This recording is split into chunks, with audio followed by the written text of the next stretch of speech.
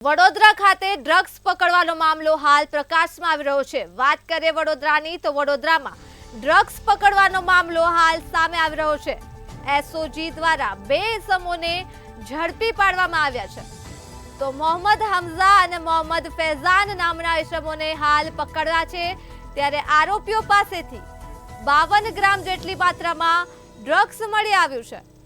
તો આશરે 5 લાખ રૂપિયાની કિંમતનું ડ્રગ્સ ઝડપી પડાયું છે। સમગ્ર સમાચાર સામે આવી રહ્યા છે। વડોદરાથી વડોદરામાં ડ્રગ્સ પકડવાનો મામલો હાલ સામે આવી રહ્યો છે।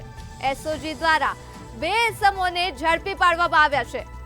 મોહમ્મદ હમઝા અને મોહમ્મદ ફૈઝાન નામના ઇસમોને પકડ્યા છે। ત્યારે આરોપીઓ પાસેથી 52 ગ્રામ જેટલી માત્રામાં ડ્રગ્સ મળી આવ્યું છે।